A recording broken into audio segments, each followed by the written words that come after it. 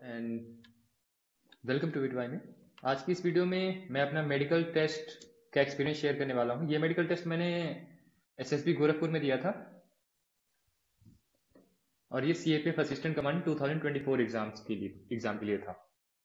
मैं इसमें बताऊंगा आपको कि क्या क्या टेस्ट हुए थे, क्या क्या आपको ध्यान रखनी चाहिए जो मेरे हिसाब से वहाँ पर अलग से ही समझ में आए थे कि ये तो करना चाहिए या फिर ये नहीं करना चाहिए। डूज एंड डोंट्स बताऊंगा। तो भैया सबसे पहले जैसे ही आप पीएचडी और पीईटी पास कर लेते हैं तो आपको एक डॉक्यूमेंट दिया जाता है जिसमें लिखा होता है पीएचडी पीईटी क्वालिफाइड। फिर इसके बाद आपको दूसरी एक फाइल दी जाती है जो कि मेडिकल टेस्ट या एमएसटी के लिए होती है। उसमें आपको कुछ फॉर्म्स भरवाए जाएंगे और कुछ डिक्लेरेशन करवाई जाएंगी, जैसे कि क्या आपने कभी सर्जरी करवाई है कोई, अगर आपने सर्जरी करवाई तो किस चीज़ की है, क्या आपको कुछ बीमारी है ये, जैसे कि एपिलिप्सी तो नहीं है आपको, या फिर कोई आपको जेनेटिक डिजीज तो नहीं है। इस तरह के आपको यहाँ पे डिक्लेरेशन करवाए जाने होते हैं। फिर ये सब जैसी चीजें हो जाती हैं, फॉर्म्स वगैरह हो जाते हैं, तो आपको एक एक करके डिफरेंट डिफरेंट डॉक्टर्स चेक करते हैं। अभी तक यहाँ पर तीन ही डॉक्टर्स थे। एक तो मेडिसिन डिपार्टमेंट के डॉक्टर जिनको हम जनरल फिजिशियन भी कह सकते हैं, ठीक है। दूसरा एक सर्जन थे और तीसरे एक आई स्पेशलिस्ट थे। जिस दिन पीएचडी और पीईटी खत्म हुआ उसी दिन हमारा सबसे पहले तो आपको हमको एक प्राइवेट हॉस्पिटल में लेके गए। सबसे पहले वहां पे करवाया गया हमारा एक ब्लड टेस्ट, एक यूरिन टेस्ट और एक एक्सरे करवाया गया। ब्लड टेस्ट तो आप हीमोग्लोबिन वगैरह उन सब चीजों के लिए था और कोई बड़ी बीमारी तो नहीं इसकी चेक करने के लिए था। यूरिन टेस्ट के लिए मैं बता देता हूँ यार, बहुत सारे लोगों के मन में डाउट होता है कि क्या मैं इसके पहले दवाई खाऊं या नहीं। कोई अगर जैसे कि किसी को बुखार होता है, किसी को दर्द हो रहा होता है यहाँ पे, जैसे रनिंग की वजह से बहुत ज्यादा दर्द हो रहा है, तो वो लोग पेन किलर सुबह सुबह खाते हैं ताकि रनिंग के समय उनको दिक्कत हो। तो कोई दिक्कत नहीं है, आप पेन किलर्स खा सकते हैं। मेरे भी बैच में बहुत सारे लोग ऐसे आए थे जो कि सुबह दवा मेडिसिन लेके आए थे, उन्होंने खाई, लेकिन उन्होंने हाँ पानी बहुत पिया था, जिसकी वजह से जो भी यूरिन में एक्स्ट्रा चीजें आती हैं दवाइयों की वो वहां पर निकल जाए। तो यूरिन टेस्ट के लिए आपको याद रखना है कि अगर आपने कुछ मेडिकेशंस वगैरह ले रखा है तो आपको बहुत पानी पीना है, ठीक।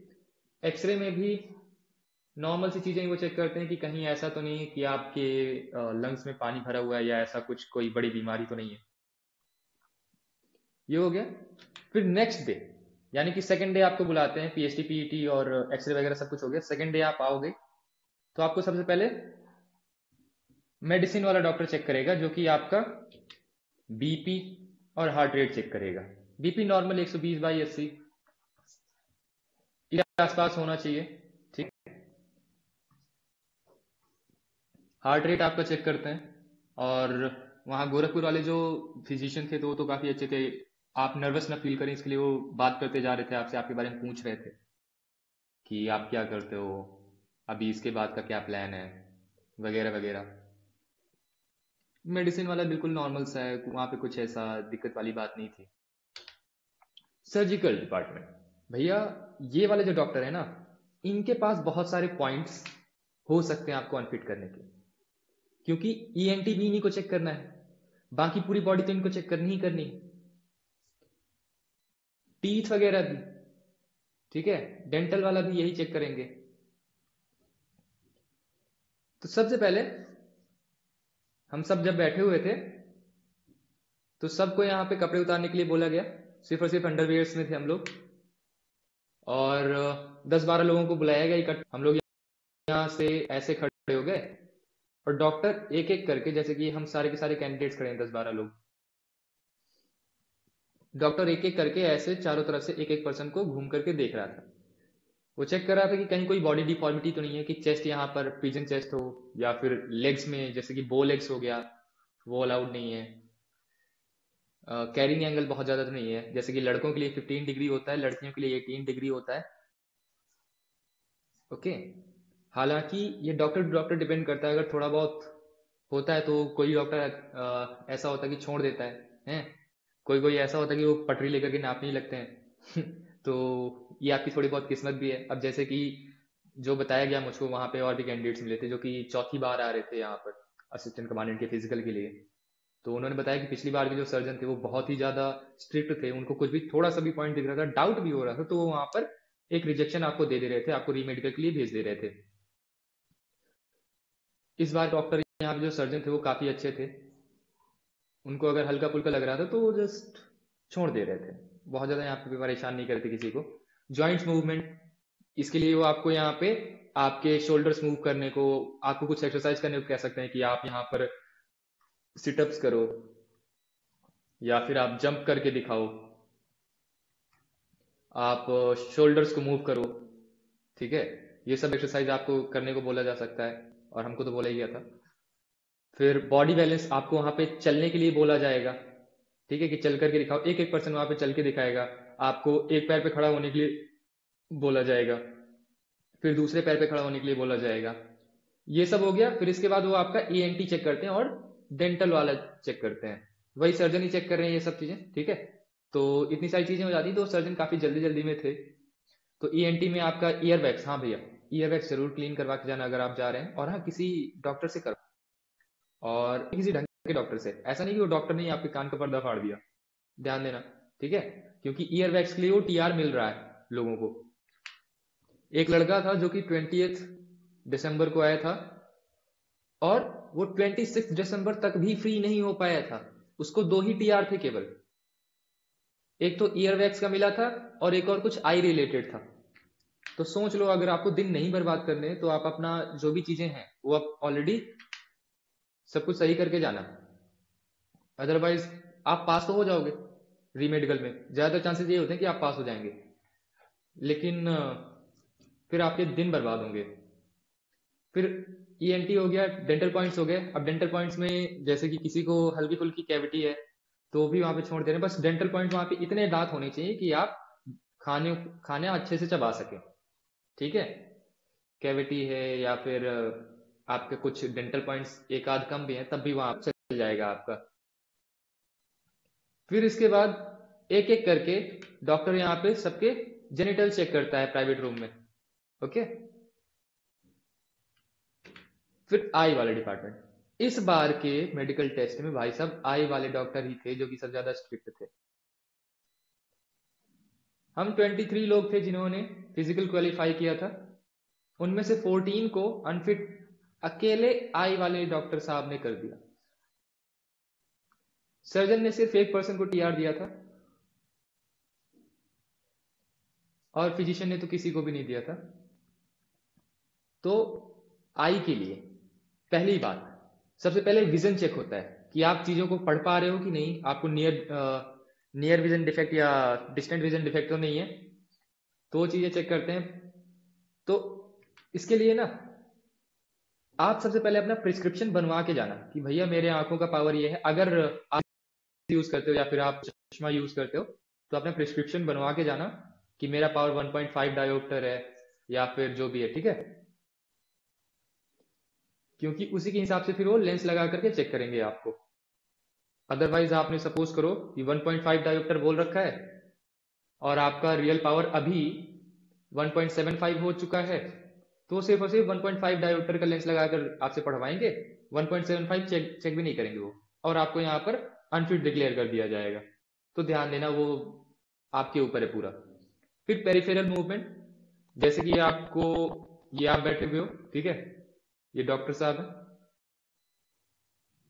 कुछ यहाँ पर एक पेंसिल जैसा लेंगे, वो पेंसिल को कभी इधर घुमाएंगे कभी इधर, ऐसे ऐसे इधर उधर, आपको उस पेंसिल को फॉलो करना होता है अपनी आंखों से, तो उससे पेरिफेरल मूवमेंट चेक करते हैं। फिर कलर ब्लाइंडनेस, भाई साहब इसमें गलती मत करना, हालांकि सीएपीएफ का जो कलर ब्लाइंडनेस का टेस्ट वो कंपेरेटिवली इजी होता है compare to army, air force and navy, इसमें CP3 तक चल जाता है, और आर्मी में CP2, और एयरफोर्स और नेवी में तो CP1 ही चाहिए सीधा।